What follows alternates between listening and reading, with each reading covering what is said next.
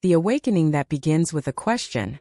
Have you ever felt a sudden wave of energy surge through your body, the moment you thought of someone? Not an emotion, not excitement, but something deeper, stranger, almost electric. Perhaps it started as a warmth at the base of your spine, or a shiver that climbed upward without warning. Maybe your heart began to race, your breath changed, and for a brief moment, it felt as if something inside you had woken up. If you have experienced this, you may have asked yourself a frightening question in the silence that followed. What is happening to me? This question marks the true beginning of many spiritual awakenings. Not the ones you see glorified on social media. Not the aesthetic versions filled with crystals, mantras, and curated peace. But the raw, destabilizing kind that shakes the foundation of who you believe you are. In the realm of spiritual transformation, few experiences are as misunderstood, romanticized, and feared as Kundalini awakening. And when it occurs alongside a twin flame connection, the intensity multiplies in ways that defy logic, language, and even personal identity. This chapter begins not with answers but with curiosity, because genuine awakening does not begin with certainty. It begins with doubt. The moment something shifts. For most people, Kundalini awakening does not arrive politely. It does not knock on the door and ask if you are ready. It interrupts. You may be living an ordinary life, working, loving, worrying, surviving. Then suddenly, a person enters your reality and everything changes. You cannot explain why they affect you so deeply. Your body reacts before your mind can form a story. Your nervous system responds as if it recognizes something ancient. This is often where the twin flame narrative enters. You meet someone who feels impossibly familiar. Not in a comforting way but in a way that destabilizes you. They mirror your fears, your wounds, your unhealed parts. And at the same time they activate a powerful sense of recognition that bypasses reason. It is in this collision that many people experience the first signs of Kundalini energy awakening. A sudden pressure at the base of the spine, heat rising through the lower back, an involuntary straightening of posture, a sense of energy moving upward, as if your body is no longer operating on autopilot. This is not imagination, but it is also not what most people think it is. What is Kundalini really? Kundalini is often described as a dormant spiritual energy coiled at the base of the spine. In ancient traditions, it is symbolized as a serpent, not because it is dangerous, but because it moves with intelligence, sensitivity, and power. When awakened, this energy begins to travel upward through the central channel of the body, interacting with different energy centers and layers of consciousness. But here is what is rarely explained clearly. Kundalini is not about pleasure. It is not about psychic powers. It is not about becoming special or chosen. Kundalini is about truth. It dismantles illusions. It exposes false identities. It strips away coping mechanisms you did not know you were hiding behind. That is why the awakening often feels overwhelming rather than blissful at first. When this process is triggered through a twin flame connection, the intensity can feel unbearable. Because the awakening does not happen in isolation. It happens in relationship. Why twin flame connections feel like a catalyst? A twin flame connection does not create Kundalini energy. It activates what already exists within you. Think of it like a tuning fork. When struck, it causes other objects with the same frequency to vibrate. A twin flame mirrors your soul frequency so precisely that your entire energetic system begins to respond. Old emotional patterns surface. Unresolved trauma rises to the surface. Your nervous system enters a state of heightened sensitivity. This is why so many people report physical symptoms shortly after encountering their twin flame. Heat and cold alternating rapidly. Uncontrollable shaking or trembling. Sudden waves of emotion with no clear origin. A feeling of being plugged in to something larger than yourself. At this stage, the mind desperately tries to make sense of the experience. And this is where danger begins. The first trap, romanticizing the awakening. When the mind cannot understand an experience, it creates a story. And the most tempting story is this. This is happening because we are destined to be together. While twin flame connections are deeply spiritual, this belief often becomes the first illusion that must be dismantled. Kundalini awakening is not a reward for finding the right person. It is not proof of eternal union in the physical world. and it is not a guarantee of relationship success. In fact, many awakenings occur precisely because the relationship cannot continue in its current form. The energy rises to break attachment, not to reinforce it. This is why so many twin flame connections involve separation, confusion, and deep emotional pain. The awakening demands one thing above all else: self-confrontation. When the body speaks louder than the mind, one of the most unsettling aspects of Kundalini awakening is how physical it feels. You may experience sensations that feel almost medical in nature, yet medical tests show nothing is wrong. Your spine tingles. Your chest tightens. Your head buzzes with pressure. Your sleep patterns change. Your dreams become vivid, symbolic, and emotionally charged. The body becomes the messenger of transformation. And because Western culture often separates the physical from the spiritual, many people fear they are losing control. This fear is understandable. But Kundalini is not here to harm you. It is here to reorganize you. Still, not every intense sensation is a sign of awakening. And this distinction matters. Awakening or illusion? The question you must ask. At the very beginning of this journey, one question matters more than all others. Is this experience leading me toward greater clarity or deeper attachment? True Kundalini awakening, even when painful, ultimately leads toward grounding honesty and inner authority. False awakenings and spiritual illusions often lead to obsession, dependency, and loss of self. In the early stages, the difference can be difficult to see, especially when emotions are amplified and the twin flame bond feels all-consuming. That is why this chapter does not offer conclusions, only awareness. Because awakening does not ask you to believe, it asks you to observe. The invitation hidden in the discomfort. If you are experiencing the early signs of Kundalini awakening alongside a twin flame connection, understand this. You are not being punished. You are not broken. And you are not meant to lose yourself. You are being invited to return to your center. Not to chase the connection. Not to control the outcome. But to listen to what your body, your emotions, and your consciousness are trying to reveal. The real journey does not begin with union.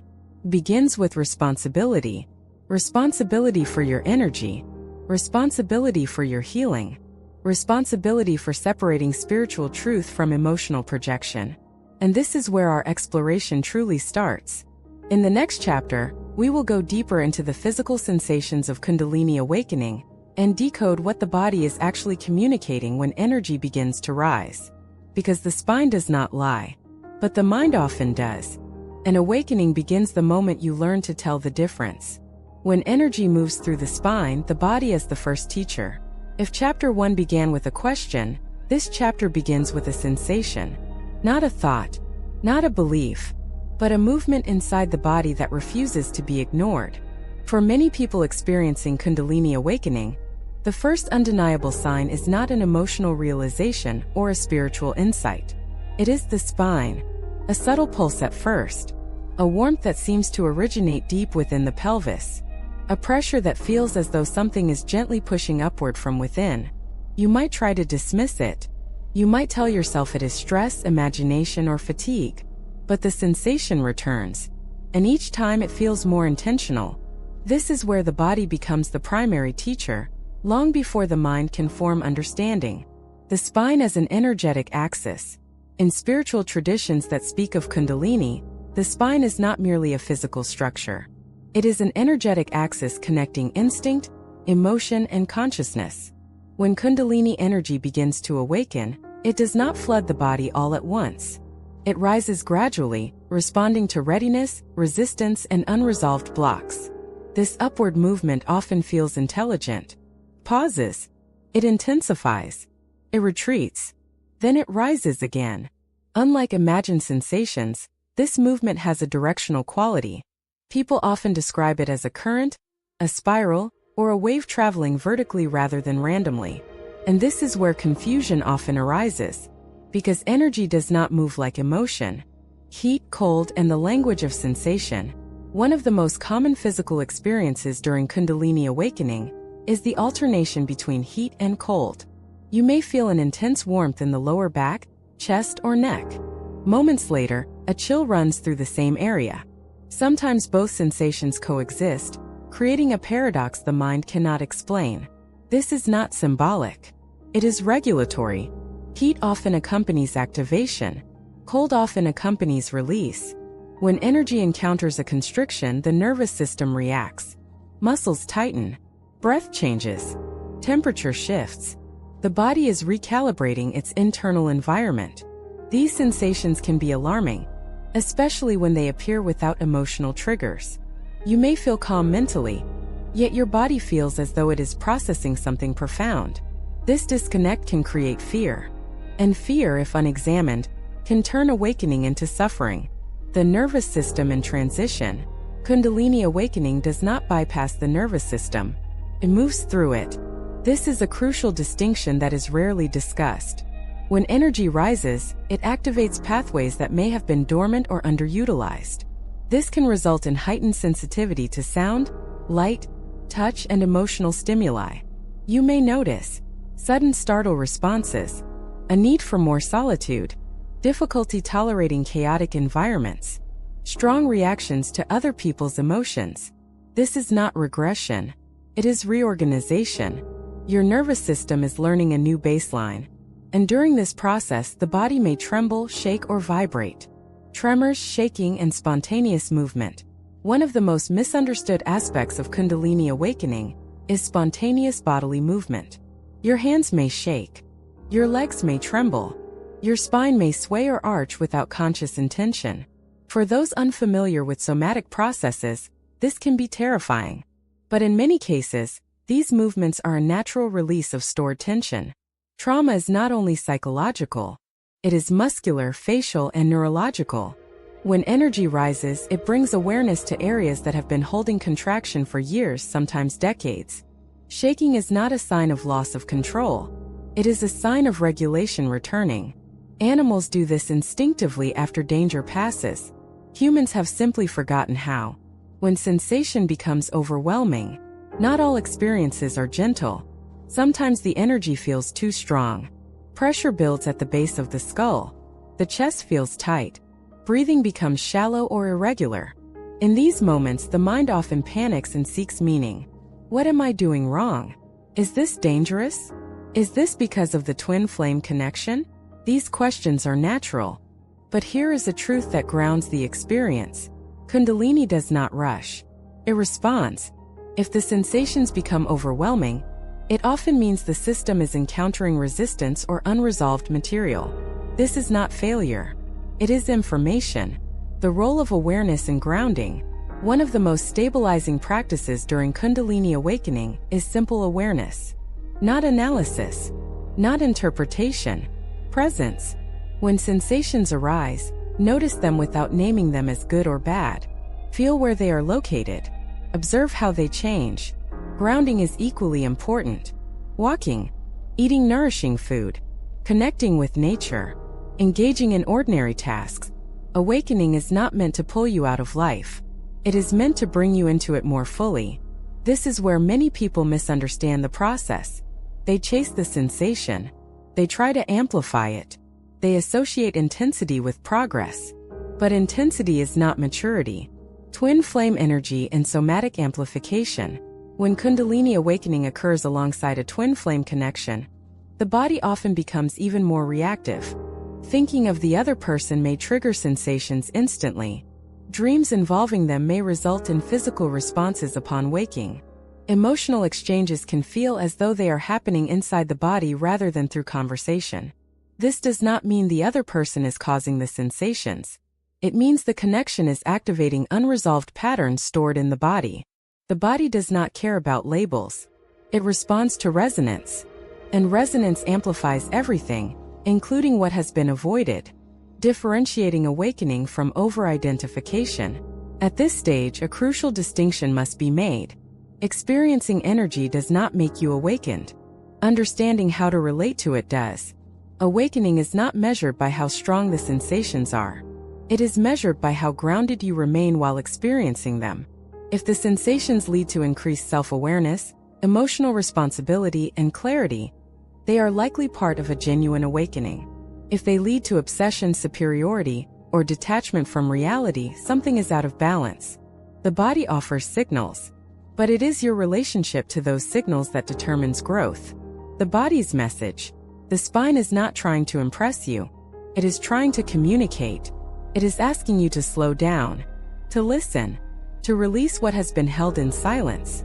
Kundalini awakening begins in the body because the body cannot lie. Thoughts can deceive. Beliefs can distort. Stories can entangle. But sensation is immediate. And if you learn to listen without fear, the body becomes a guide rather than a battlefield. An invitation to trust the process. If you are experiencing spinal sensations, temperature shifts, or involuntary movements, you are not alone. These experiences do not mean you are special. They mean you are human. And they do not guarantee enlightenment. They invite responsibility. Responsibility to care for your nervous system. Responsibility to stay grounded. Responsibility to seek balance rather than intensity. In the next chapter, we will explore the emotional and psychological layers that surface as Kundalini energy continues to rise. Because awakening does not stop at sensation. It moves into identity, and that is where the real transformation begins. When emotions erupt, the psychological unraveling of awakening. If the body is the first messenger of Kundalini awakening, then emotions are the second gatekeeper. And unlike physical sensations, emotions do not arrive quietly. They search. They collapse. They contradict one another. One moment you may feel an overwhelming sense of love, compassion, and connection to everything around you. The next, you are flooded with grief, anger, jealousy, or fear that seems wildly disproportionate to your present circumstances. This emotional volatility is often where people begin to doubt themselves. Why am I reacting this way? Why do I feel like I am falling apart when I am supposed to be awakening? Is this healing or am I losing control? These questions are not signs of failure. They are signs that the awakening has moved beyond the body and into the psyche. Awakening does not create emotions, it reveals them. One of the most misunderstood aspects of Kundalini awakening is the belief that it causes emotional chaos. In truth, awakening does not create emotions. It removes the filters that once kept them suppressed. For years, perhaps decades, the psyche has learned how to manage pain through distraction, repression, and adaptation. These coping strategies allow you to function, but they also bury unresolved emotional material deep within the nervous system. When Kundalini energy rises, it increases awareness. And awareness dissolves suppression. What surfaces may feel sudden, but it is rarely new. Grief that was never mourned, anger that was never expressed, shame that was never named, fear that was never felt safely. The awakening simply turns the lights on. Emotional flashbacks and timeless feelings. Many people undergoing Kundalini awakening report emotions that feel disconnected from their current life. You may wake up with a heavy sadness and no clear reason. You may feel irrational rage triggered by something minor. You may experience waves of longing that feel ancient and unplaceable. These are often emotional flashbacks. Unlike cognitive memories, emotional memories live in the body. They are not attached to clear narratives or images. They surface as sensations and moods. When energy begins to move, these stored emotional imprints rise into conscious awareness, asking to be processed rather than avoided. This can be deeply unsettling, especially if you pride yourself on being emotionally stable. Awakening challenges that identity. The collapse of emotional control. Before awakening, emotional control often feels like strength. You know how to remain composed. You know how to push through discomfort. You know how to appear functional. But during Kundalini awakening, this control begins to dissolve. Not because you are regressing, but because control is no longer the primary survival strategy. You may cry unexpectedly. You may feel raw and exposed. You may find it difficult to hold it together the way you once did. This loss of control can feel like weakness, but it is actually a return to emotional honesty. The psyche is learning to feel without collapsing. Twin flame triggers and emotional amplification. When a twin flame connection is present, emotional activation often intensifies. The other person becomes a mirror that reflects your unhealed emotional landscape with startling accuracy. They may trigger abandonment wounds you did not know existed. They may evoke jealousy, insecurity, or fear of loss that feels disproportionate to the relationship itself. They may also activate profound love that feels unconditional and terrifying at the same time. This emotional amplification is not a test of compatibility. It is a test of awareness. The twin flame does not cause the wound. They reveal it. And revelation is rarely comfortable. Love and fear rising together. One of the most confusing emotional experiences during awakening is the coexistence of love and fear. You may feel an expansive, heart-opening love that feels spiritual and limitless. Simultaneously, you may feel intense fear of losing the connection, being abandoned, or being unworthy. The mind tries to separate these emotions. It labels love as good and fear as bad. But awakening asks you to hold both without judgment. Fear is not the opposite of love. It is love encountering vulnerability. When love expands, it exposes the parts of you that were once protected by distance and detachment. This exposure can feel threatening to the ego. The ego's last defense, storytelling. As emotions intensify, the ego scrambles to regain control. It does this through stories. He is pulling away because I am not enough. She is meant to heal me. We are destined, and everything else is an obstacle. Some of these stories feel comforting. Others feel dramatic and painful. But all of them serve the same purpose: to reduce uncertainty. Awakening threatens the ego because it removes predictable patterns. The ego prefers suffering it understands over freedom it cannot control. Recognizing this tendency is a critical step in emotional maturation. Emotional purging versus emotional indulgence. Not all emotional expression during awakening is healing. This distinction is essential. Emotional purging involves feeling emotions fully without attaching them to harmful narratives or actions. Emotional indulgence involves rehearsing pain through repetitive thoughts, blame, or obsession. One leads to release. The other leads to stagnation. You may cry and feel lighter afterward. That is purging. You may replay conversations endlessly and feel more agitated. That is indulgence. Awakening requires discernment. Feeling is necessary. Fixation is not.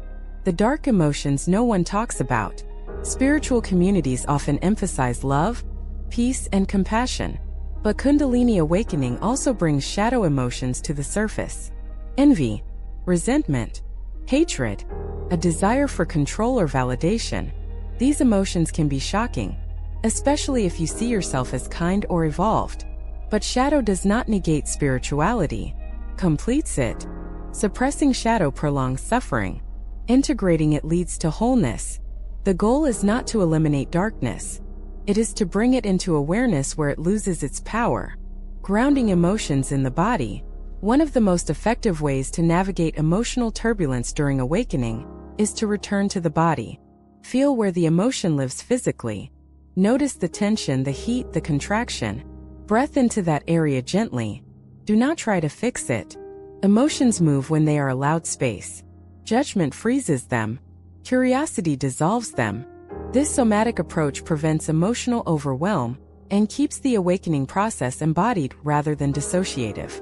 When emotional pain feels endless, there may be periods during awakening when emotional pain feels relentless.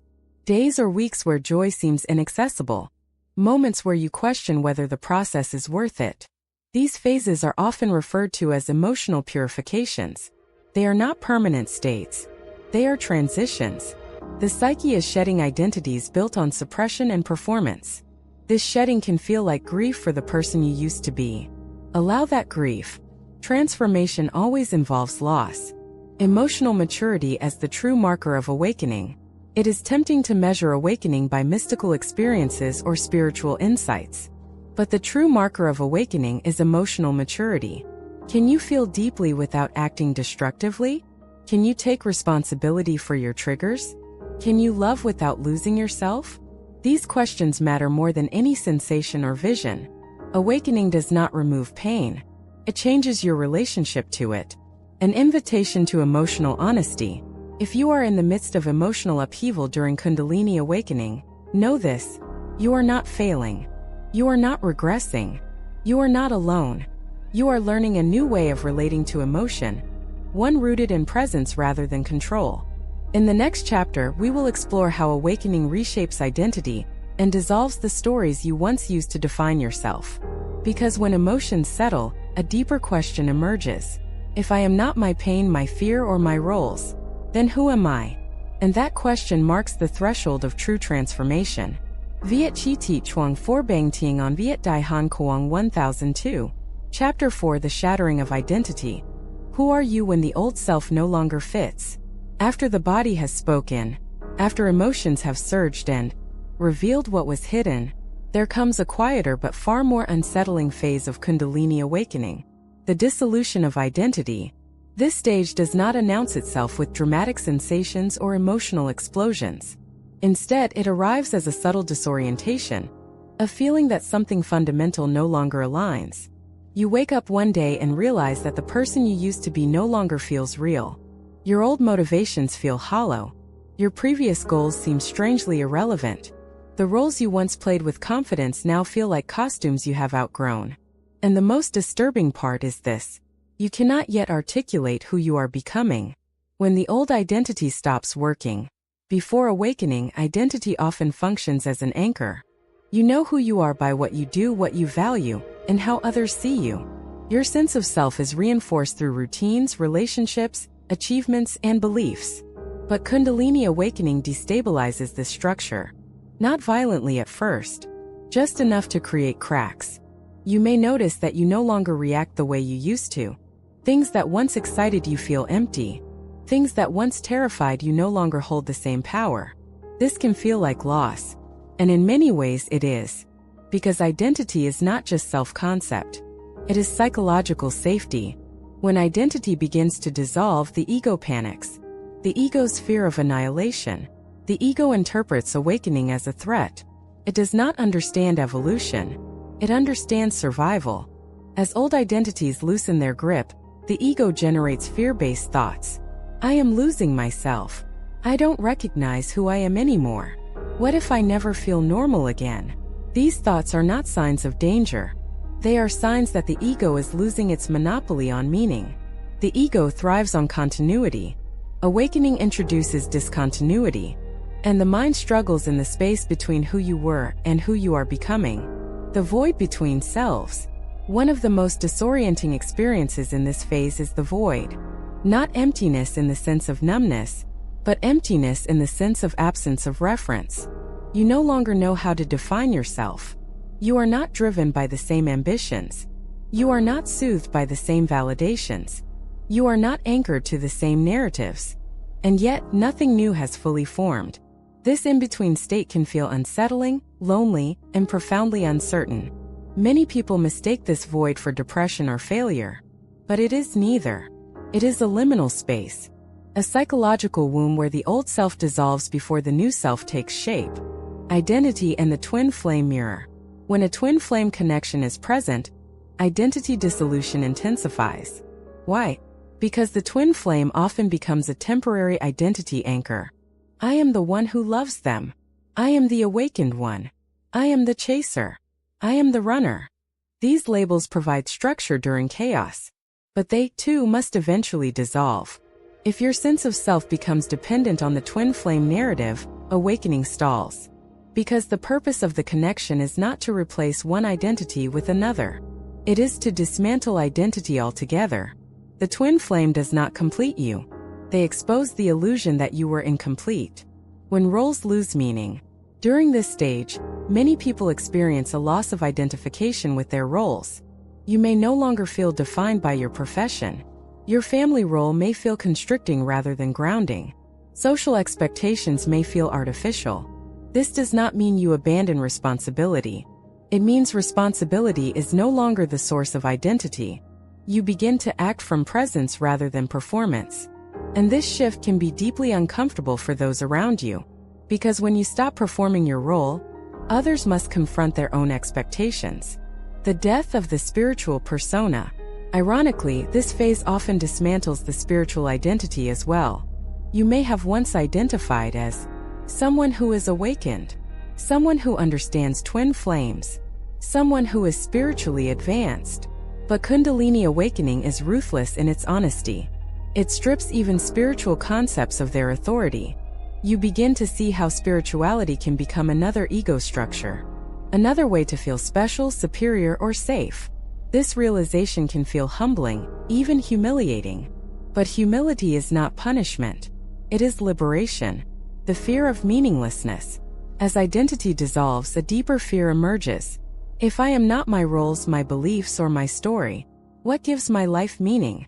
This fear is natural. Meaning has often been externally constructed, through goals, achievements, relationships, and recognition. Awakening invites a radical shift. Meaning arises from presence, not purpose. This does not mean life becomes empty. It means life becomes immediate. You stop living for meaning and start living as meaning. But before this realization stabilizes, there is often anxiety. The mind searches desperately for something solid to hold on to. Resistance and regression. Some people attempt to reverse this phase. They try to reclaim their old identity. They reattach to familiar roles. They immerse themselves in distractions. This is not wrong. It is a form of self-protection. But it is temporary. Once identity has been destabilized, it cannot be fully restored. The psyche knows too much, and clinging only prolongs discomfort. Surrender without collapse. The key challenge of this phase is learning to surrender without collapsing. Surrender does not mean passivity. It means allowing the old identity to fall away without trying to immediately replace it. This requires trust, not blind faith. Experiential trust. Trust that something deeper than identity is emerging. Trust that uncertainty is not danger. Trust that not knowing who you are is not the same as being nothing. Signs you are navigating identity dissolution healthily. There are markers that indicate this phase is unfolding in a balanced way. You feel uncertain but not dissociated. You question your identity but do not despise yourself. You allow confusion without rushing to conclusions. You remain engaged with life even when it feels unfamiliar. You take care of your body and nervous system. You seek grounding rather than escape. Most importantly, you stop trying to define yourself constantly. You let experience speak for itself. The emergence of the observer. As identity dissolves, something subtle but powerful begins to emerge. The observer. You notice thoughts without immediately believing them. You feel emotions without being consumed by them. You engage in relationships without losing yourself. This is not detachment. It is intimacy without fusion. The observer is not a new identity. It is awareness itself recognizing its own stability. And this recognition changes everything. You are not disappearing, you are simplifying. One of the greatest fears during this phase is annihilation. But awakening is not about disappearing. It is about simplification. Layers of conditioning fall away. Roles lose their grip. Stories loosen. What remains is not emptiness but clarity. A self that does not need constant reinforcement. A presence that does not depend on validation. A being that does not require definition to exist. Standing at the threshold. By the end of this phase, you may not yet know who you are. But you know who you are not. And that is progress. Identity dissolution is not the end of the journey. It is the clearing of space. In the next chapter, we will explore how this cleared space begins to fill with a new kind of orientation. One based on inner authority, rather than external guidance. Because when identity falls away, something deeper steps forward. Not a better version of the ego, but a quieter, truer intelligence. And learning to trust that intelligence is where real awakening begins. Inner authority awakens. Learning to trust what cannot be taught. After identity dissolves, a strange silence follows. Not the silence of emptiness, but the silence that comes when external voices lose their power. This is the phase where many people feel unmoored. They no longer know who they are. Yet they also no longer feel compelled to ask others to define them. Something subtle has shifted. For the first time, guidance does not come from outside. It arises from within. This is the awakening of inner authority. And it is one of the most misunderstood, destabilizing, and liberating stages of Kundalini awakening. When external authority stops working, before awakening, most decisions are shaped by external reference points, cultural norms, family expectations, social approval, spiritual teachers, books, systems, and beliefs. Even rebellion is often a reaction to authority, not freedom from it. But once identity has been stripped down, these reference points begin to feel strangely irrelevant. Advice that once felt helpful now feels hollow. Rules that once felt grounding now feel constrictive. Even spiritual teachings that once inspired you may begin to feel secondhand. This can be frightening, because external authority offers certainty.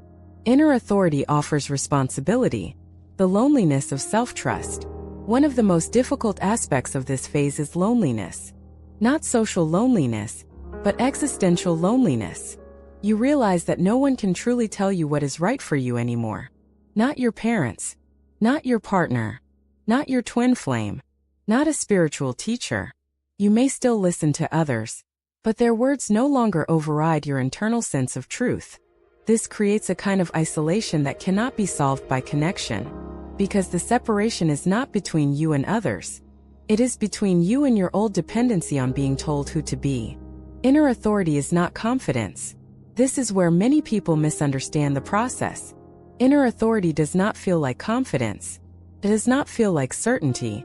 It does not announce itself loudly.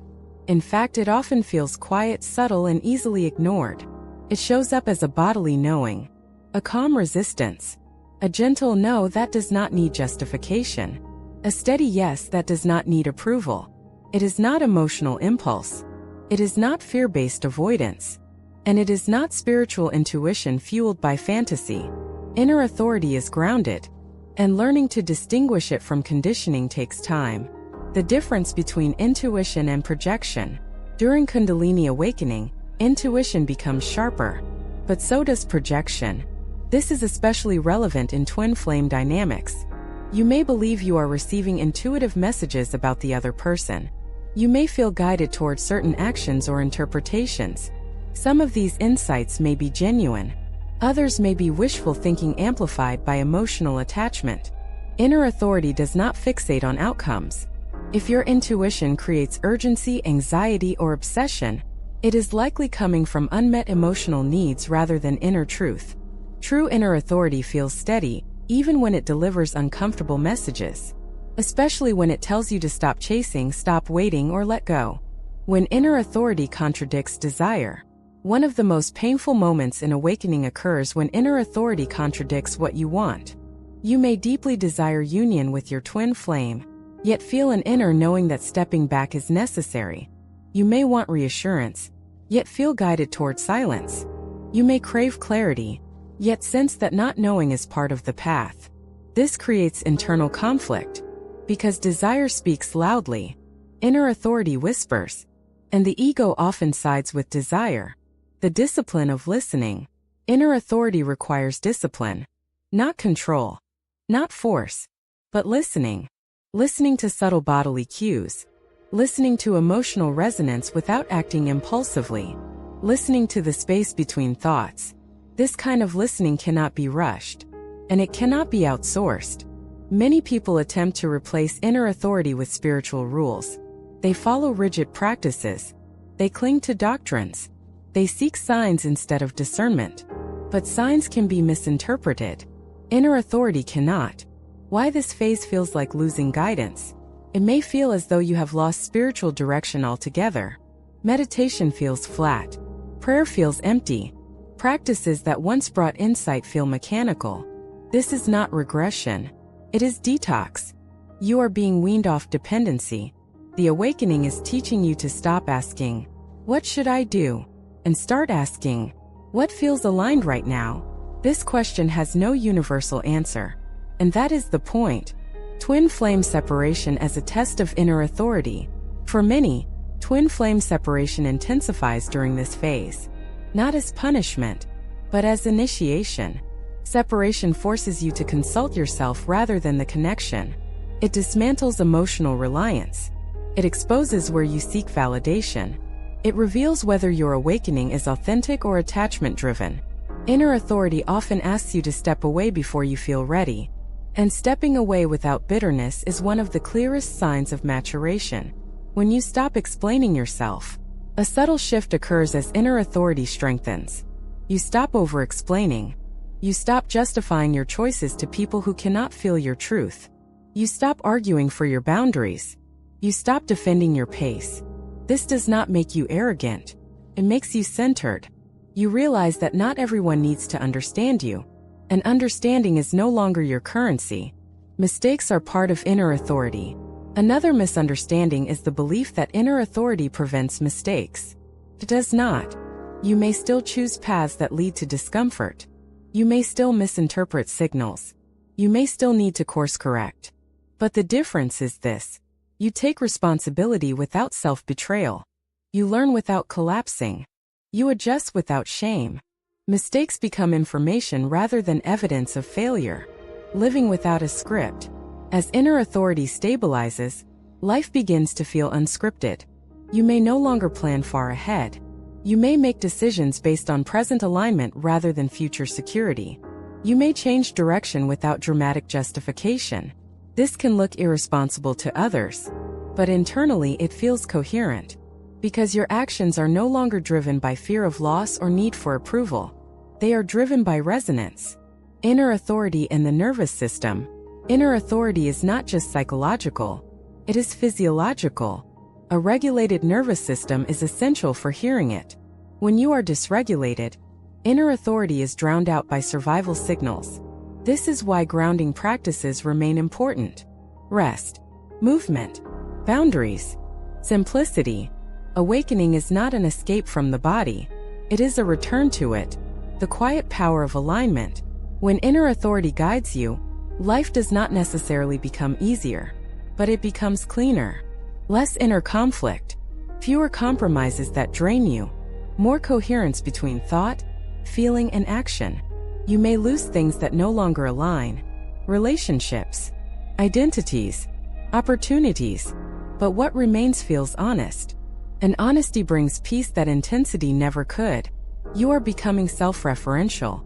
This is one of the most important thresholds of awakening. You stop measuring yourself against others. You stop seeking permission to be where you are. You stop outsourcing truth. You become self-referential. Not isolated. Not superior. But sovereign. Standing in your own knowing. By the end of this phase, you may still have questions. But you no longer doubt your capacity to navigate them. You trust yourself enough to remain present with uncertainty. This trust is not dramatic. It is quiet. And it is earned.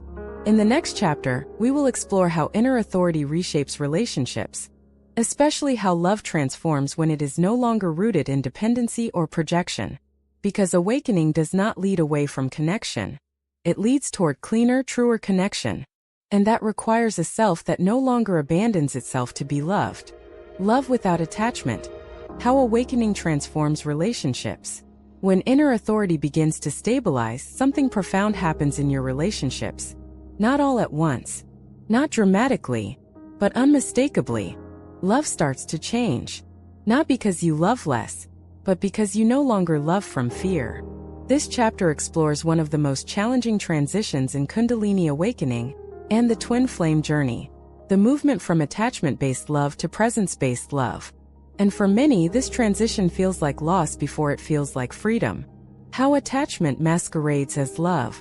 Before awakening, love is often intertwined with survival. Being chosen means being safe. Being wanted means being worthy. Being loved means being whole. These beliefs are rarely conscious. They are conditioned. When Kundalini Awakening begins, these structures are exposed. Suddenly, relationships that once felt comforting begin to feel constricting. Emotional dependency becomes visible. Unspoken expectations surface. And this is deeply unsettling, because attachment often disguises itself as devotion, loyalty, or passion. But attachment is not love. Attachment is fear trying to secure continuity, the nervous system, and bonding. To understand why awakening disrupts relationships, we must look at the nervous system. Human bonding is largely regulated by survival mechanisms. We attach to people who regulate us emotionally. We seek closeness to soothe anxiety. We fear distance because it activates abandonment wounds. Before awakening, these patterns operate automatically. But as Kundalini energy rises and awareness expands, the nervous system becomes more sensitive. You begin to feel when connection is regulating you, versus when it is controlling you. You notice when closeness feels nourishing, and when it feels compulsive. This awareness changes everything. Twin flame love under the lens of awakening. Twin flame connections amplify attachment dynamics like no other. The intensity, the recognition, the emotional charge feels cosmic. But awakening reveals a difficult truth. Intensity is not intimacy. In many twin flame dynamics, intensity is fueled by unresolved trauma, mirroring, and projection. The bond feels profound not because it is perfect, but because it activates everything unhealed.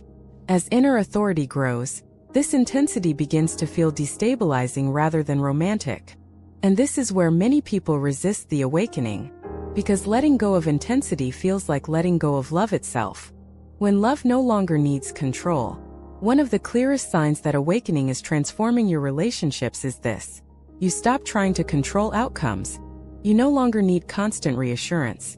You stop monitoring texts, moods, and signals. You stop interpreting silence as rejection, not because you do not care, but because your sense of self no longer depends on response. Love becomes spacious, and space at first can feel terrifying. The grief of letting go of old love patterns. This transition is not painless. There is grief. Grief for the version of love that felt intoxicating. Grief for the fantasy of being completed by another. Grief for the future you imagined. This grief deserves to be honored. It is not weakness. It is honesty. You are mourning not the person, but the role they played in your sense of self. And mourning is part of maturation. Love without chasing or waiting. As attachment dissolves, chasing loses its appeal. So does waiting. You no longer put your life on hold for someone else's readiness. You no longer interpret absence as a sign to try harder. You no longer need closure to move forward. This does not mean you close your heart. It means you stop abandoning yourself. Love becomes something you offer freely, not something you negotiate for. Boundaries as an expression of love.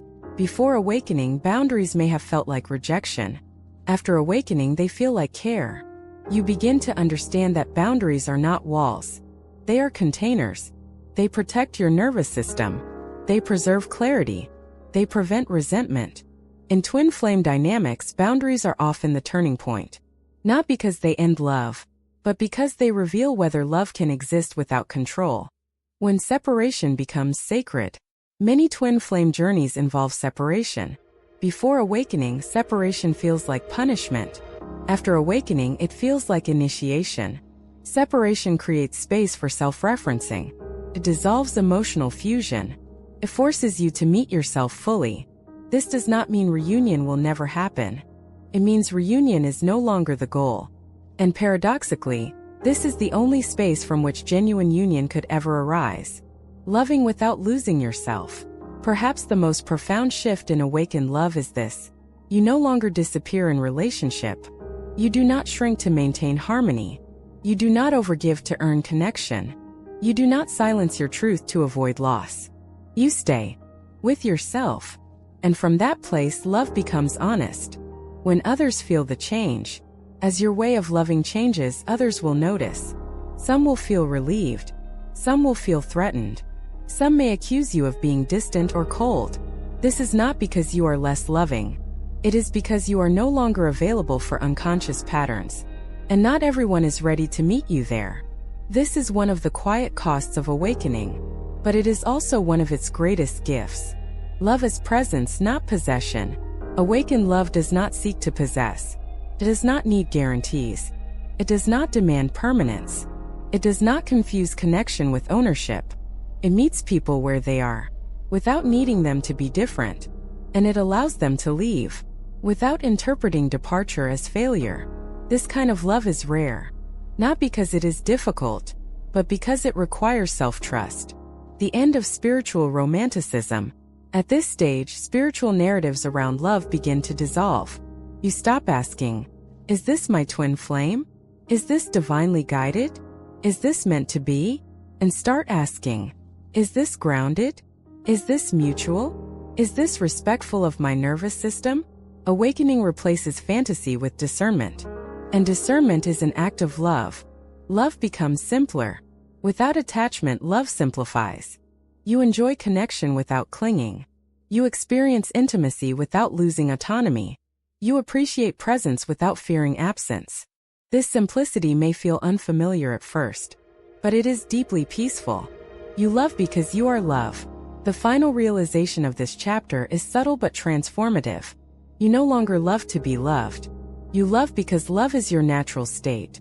Relationships become expressions of wholeness, not attempts to fill a void. And from this place, connection is no longer a battlefield.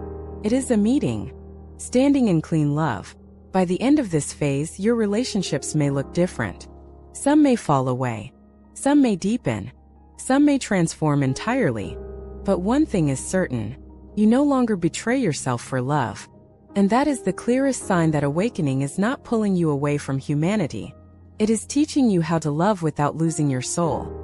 In the next chapter, we will explore how awakening integrates into daily life, work, purpose, and the ordinary moments where spiritual realization must learn to live. Because awakening is not complete when insight arrives. It is complete when insight becomes embodied. Awakening in the ordinary, integrating spirit into daily life. By the time awakening reaches this stage, something unexpected becomes clear. The most difficult part is no longer the intensity, the emotions, or the identity collapse. The most difficult part is living. Not transcendent living, not mystical living, but ordinary human everyday life. This is the phase where many awakenings quietly fail. Not because the person loses insight, but because they cannot integrate it. Awakening is not complete when you understand truth. It is complete when truth learns how to function in the mundane. The disappointment of normalcy. After profound inner shifts, daily life can feel strangely disappointing.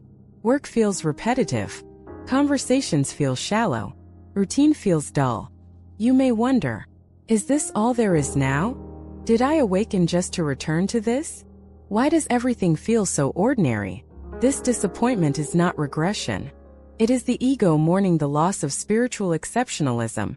Awakening dismantles the fantasy that life will become constantly meaningful, magical, or dramatic. Instead, it invites you into presence. And presence is quiet. Why many awakenings become escapism. At this stage, some people unconsciously try to escape integration. They chase higher states. They seek constant insight. They consume spiritual content obsessively. This creates a subtle addiction to transcendence. But transcendence without integration leads to imbalance. You may feel spiritually expanded, yet practically disconnected. This is not awakening. It is avoidance disguised as spirituality. Work as a spiritual practice. One of the first arenas where integration is tested is work. Not your purpose. Not your calling. Work. Emails. Deadlines. Meetings. Tasks that feel meaningless. Awakening does not exempt you from these. It invites you to relate to them differently. Instead of asking, does this align with my higher self? Try asking, how present am I while doing this? Presence transforms effort into practice. Not by making work sacred, but by making you honest. Purpose without grandiosity. Many people believe awakening will reveal a dramatic life purpose. For some, it does. For most, purpose becomes quieter. Less about impact, more about integrity. You may find that your sense of purpose is no longer tied to achievement or recognition. It is tied to how you show up, how you listen, how you respond, how you care. This can feel anticlimactic, but it is deeply grounding. Relationships in daily context. After the intensity of twin flame dynamics and spiritual transformation, everyday relationships may feel flat. Small talk, family dynamics, casual friendships. But integration asks you to stay, to practice presence in simplicity, to bring awareness into conversations that are not profound. This is not lowering your vibration. It is anchoring it. Emotional waves in daily life. Even at this stage, emotions still arise. Stress, irritation, boredom. Awakening does not eliminate human emotion. It changes your relationship to it. Instead of dramatizing emotion, you allow it. Instead of identifying with it, you observe it. This prevents emotional accumulation. Integration is less about transcendence and more about emotional hygiene. The spiritual ego's last stand. One of the final obstacles to integration is the spiritual ego. It manifests as subtle resistance to ordinariness. I should be beyond this. I shouldn't feel this way anymore. Others don't understand me. These thoughts create separation. Integration dissolves superiority, not by diminishing your insight, but by equalizing your humanity. You stop needing to be special, and this is liberating. The return to the body. Integration requires embodiment. You eat, you sleep, you move. Neglecting the body destabilizes awakening. Spiritual insight without physical care leads to dissociation. The body is not an obstacle to awakening. It is the vessel. Routine becomes sacred, not because it is mystical, but because it sustains presence. Boredom as a teacher. One of the most surprising teachers at this stage is boredom. Boredom reveals where you seek stimulation to avoid presence. Instead of escaping boredom, integration invites curiosity. What arises when nothing is happening? This is where subtle peace emerges. Living without constant meaning. Awakening dissolves the need for constant meaning. Not everything needs interpretation. Not every moment needs significance. Life becomes simpler. You stop narrating your experience constantly, and in that silence, contentment grows. The myth of permanent bliss. Integration confronts a painful myth. Awakening does not lead to permanent bliss. It leads to emotional range. You still experience joy and sadness, but without resistance. This acceptance creates stability. Bliss becomes occasional, not a goal. Peace becomes consistent. The ordinary as the final initiation. The greatest initiation of awakening is not the dark night. It is grocery shopping, paying bills, being misunderstood, showing up anyway. This is where awakening proves itself. Not in transcendence, but in consistency. Living without seeking. As integration deepens, seeking falls away. You no longer look for signs. You no longer chase confirmation. You trust your lived experience. Life becomes direct. Awakening learns to walk. This stage is not glamorous, but it is mature. Awakening learns to walk, eat, work, love, and rest. It becomes human, and that is its completion. Preparing for the final integration. By the end of this phase, something stabilizes. You are no longer trying to escape life or spiritualize it. You are participating fully. In the next chapter, we will explore the final integration, where awakening no longer feels like a process, but a quiet background presence guiding life from within. Because the end of the journey is not transcendence. It is belonging. When Kundalini awakening is real, and when it is an illusion. The most dangerous question on the spiritual path. If there is one question that quietly haunts every awakened soul, it is this. Is this real, or am I just imagining it? Especially in the twin flame journey, where emotions are intense, synchronicities feel miraculous, and energy sensations are overwhelming. The line between true Kundalini awakening and ego-driven spiritual illusion can become dangerously blurred. Not all energy experiences are awakening. Not all intensity is truth. And not every spiritual high is divine alignment. Some awakenings liberate the soul. Others inflate the ego and trap the mind. Understanding the difference is not optional. It is essential.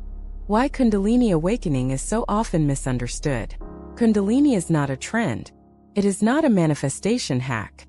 It is not a reward for spiritual curiosity. Kundalini awakening is a biological, neurological, emotional, and spiritual transformation that rewires the entire system.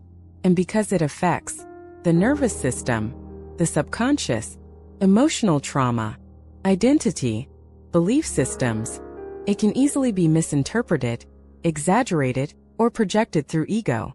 This is why many people believe they are awakened, while actually experiencing activation without integration. True Kundalini awakening does not make you feel special. This may shock you.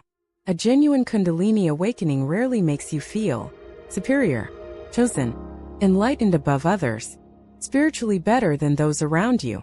In fact, it often does the opposite. It humbles you, strips you.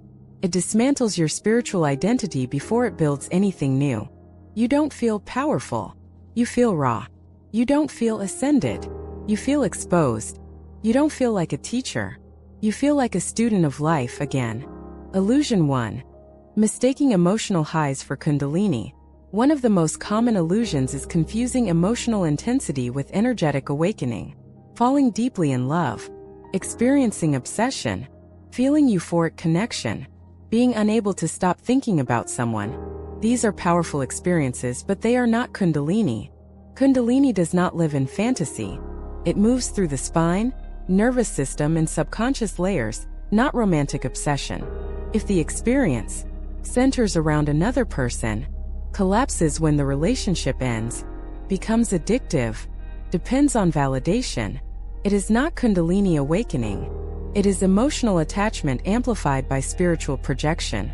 Illusion 2. Chasing symptoms instead of transformation. Another illusion arises when people chase symptoms. Heat in the spine, tingling in the crown, pressure in the forehead, spontaneous movements, vivid dreams, without undergoing inner restructuring. Real Kundalini awakening always produces emotional purging, trauma surfacing, shadow confrontation, identity collapse, nervous system recalibration. If the experience is only pleasant sensations, without psychological discomfort, it is incomplete. Kundalini does not awaken to entertain you. It awakens to liberate you. The twin flame trap. Spiritual bypassing through connection. Twin flame connections are particularly vulnerable to illusion. Why? Because the bond activates childhood wounds, abandonment trauma, nervous system hyperarousal, attachment patterns, which can mimic spiritual awakening symptoms. People often say, "My Kundalini awakened because I met my twin flame." The truth is more subtle. The twin flame does not cause Kundalini awakening. They trigger what was already dormant. If the focus remains on reunion, chasing, longing, or proving the connection, awakening has not integrated. True awakening eventually shifts attention from them to your inner alignment. True Kundalini awakening reorients your life quietly. One of the clearest markers of genuine awakening is this. Your priorities change without effort. You don't force growth. You don't chase enlightenment.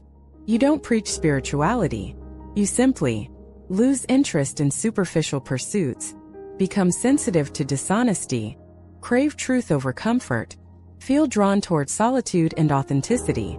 There is less urgency to convince others, less need to explain your journey, less desire to label your experience. Truth does not shout. It stabilizes.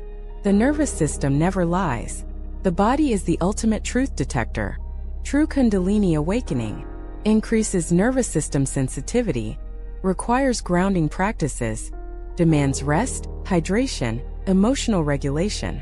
If someone claims awakening but cannot regulate emotions, is chronically dysregulated, lives in constant spiritual excitement, avoids responsibility or reality, the process is incomplete or distorted.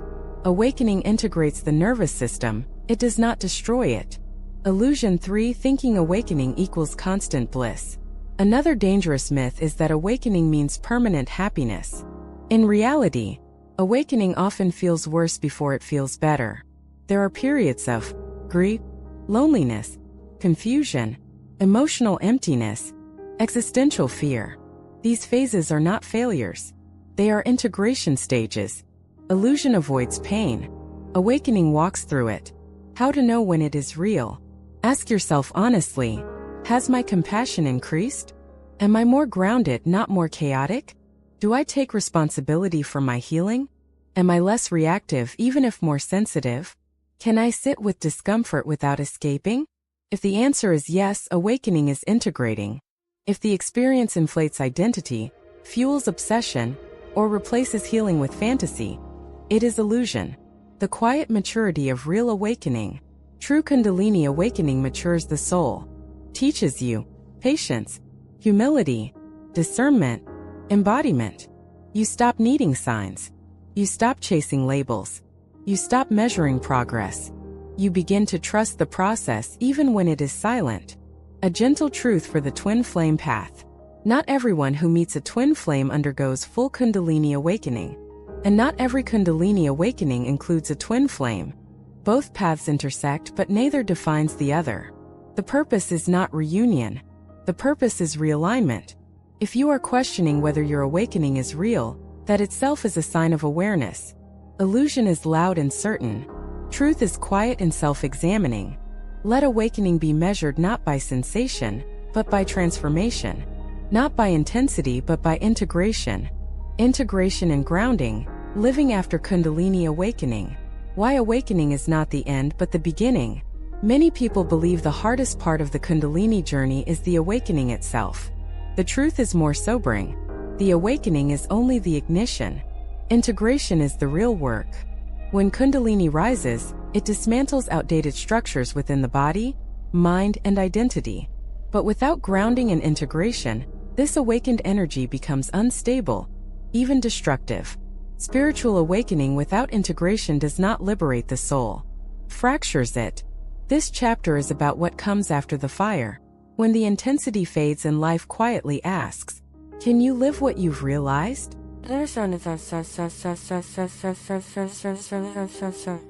What integration actually means. Integration is the process of allowing awakened energy to settle into the nervous system, the body, and daily life. It is not about chasing higher states, forcing ascension, trying to stay awakened. Integration is about embodiment. It means your spiritual insights inform your actions, your nervous system learns safety, your identity reorganizes around truth rather than trauma. Awakening opens the door. Integration teaches you how to walk through it slowly. Why grounding is essential after Kundalini awakening. Kundalini energy is powerful. Left ungrounded, it amplifies instability. Ungrounded awakening can look like emotional volatility, spiritual obsession, inability to function in daily life, dissociation, spiritual grandiosity. Grounding does not suppress Kundalini, stabilizes it.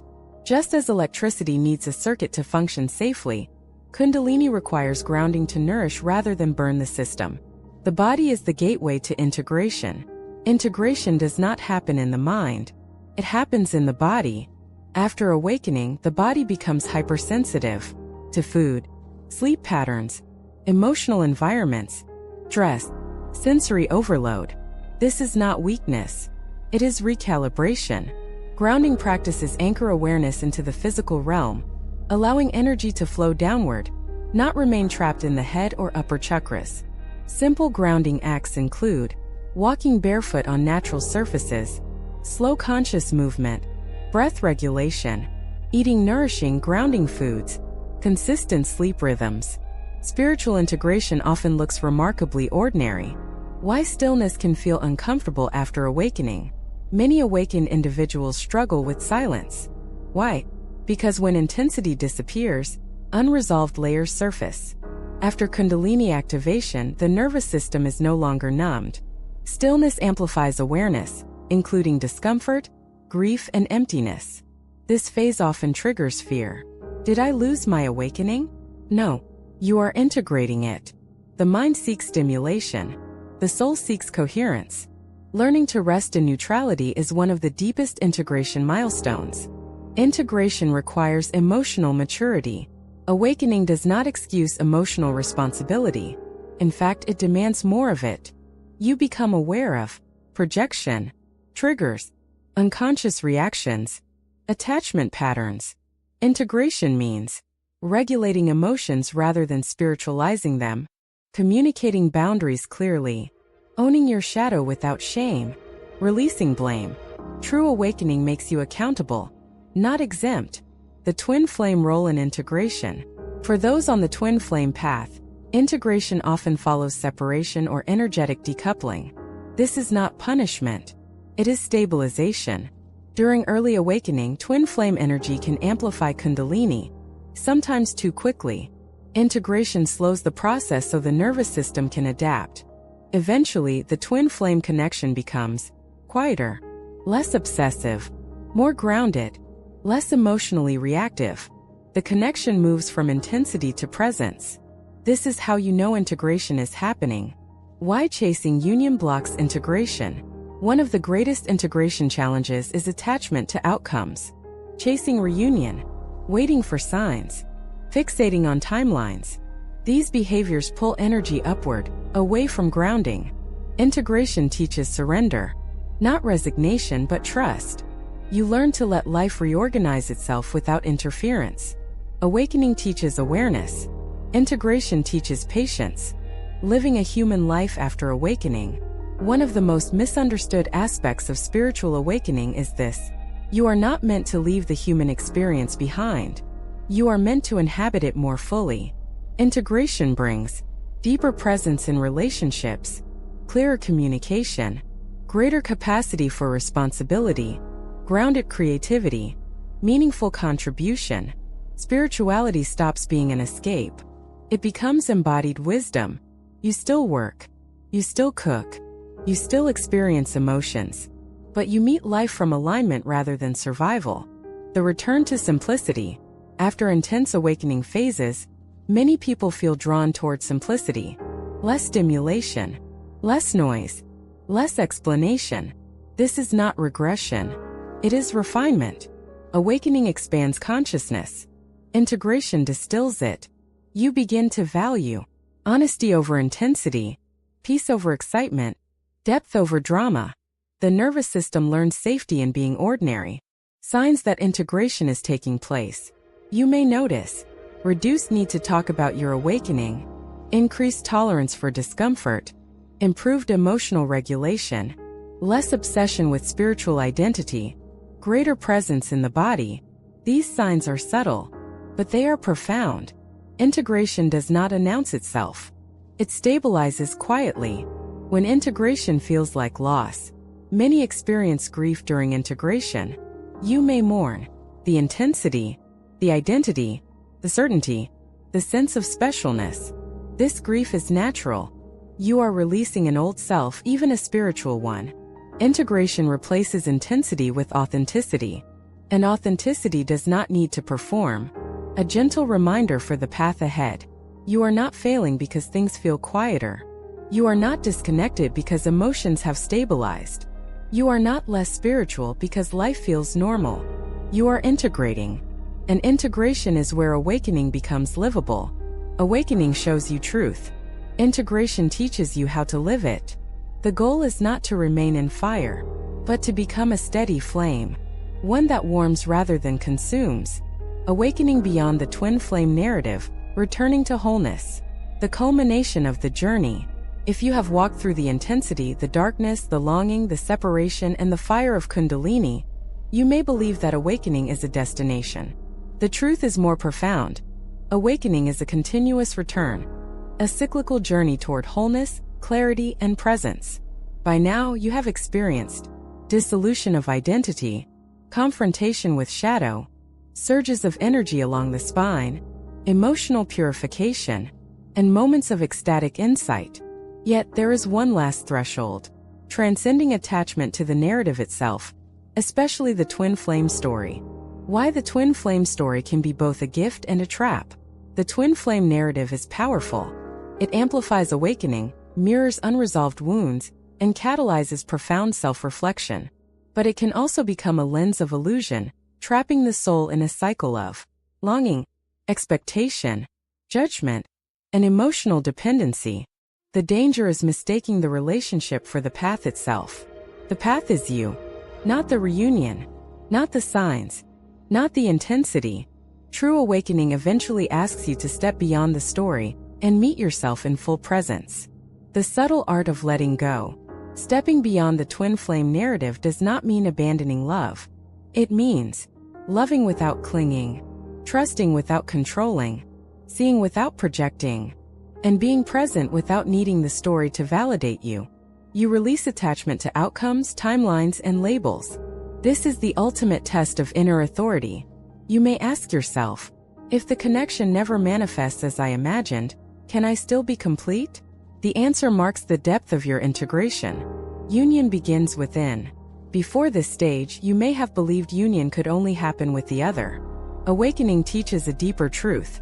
Union begins within. The real twin flame resides in the alignment of your own body, mind, and spirit. The spine is not just the channel of energy, it is the axis of integration. The nervous system is not just reactive, it is the seat of discernment. When your energy is balanced, grounded, and coherent, you radiate a presence that no external relationship can define or disturb. Signs that you are moving beyond the narrative. 1. Detachment from drama. Emotional intensity no longer dominates your perception.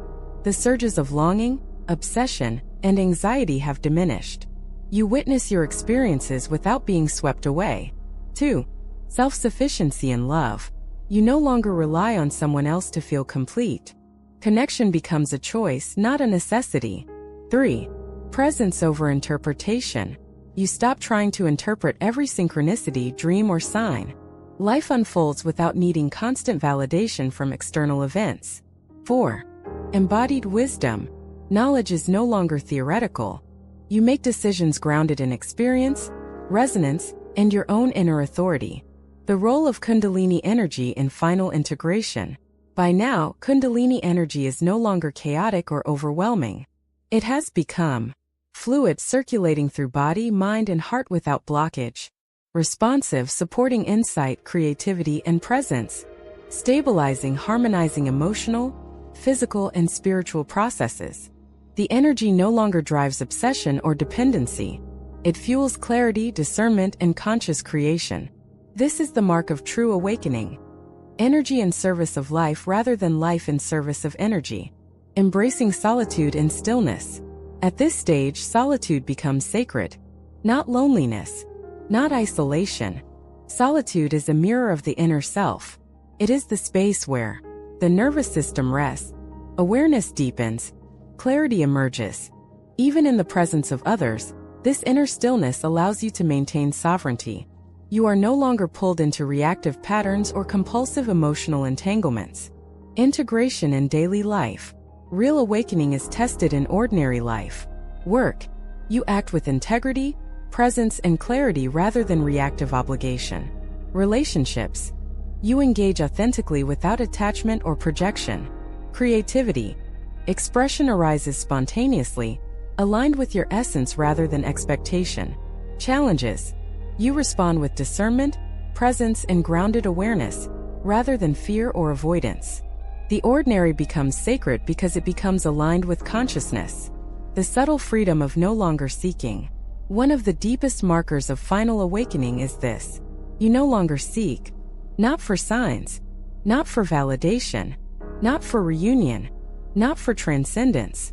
You simply exist in alignment. The energy flows naturally, insights arise spontaneously, and the twin flame connection, if present, exists without drama, pressure, or obsession. Love without conditions or storylines. By moving beyond the narrative, you finally experience love in its purest form. It is unconditional, not dependent on someone's actions. It is presence, not expectation. It is expansive, not restrictive. You no longer define love by outcome. You define it by resonance. You no longer measure connection by intensity. You measure it by clarity, stability, and mutual respect. This is the pinnacle of relational maturity in the awakened state. The nervous system as your guide. The nervous system is now your compass. Where tension exists, healing is required. Where resonance exists, alignment is present. This sensitivity allows you to navigate relationships, energy, and personal boundaries with precision. You no longer rely on fantasy, obsession, or external validation. You trust your own felt sense of truth. Beyond duality, true awakening dissolves attachment to duality. Pleasure and pain are no longer polarizing forces. Presence and absence are experienced without resistance. Union and separation are simply conditions of energy flow, not moral tests or measures of worth. You begin to inhabit life as a whole, integrated being. The final threshold. Wholeness without narrative. The ultimate lesson is simple but profound. Wholeness is not found in the story, the reunion, or the fire. It is found within yourself, in your embodied presence, in your conscious relationship with life. You are not dependent on anyone else to feel complete. You are not seeking a cosmic sign to validate existence.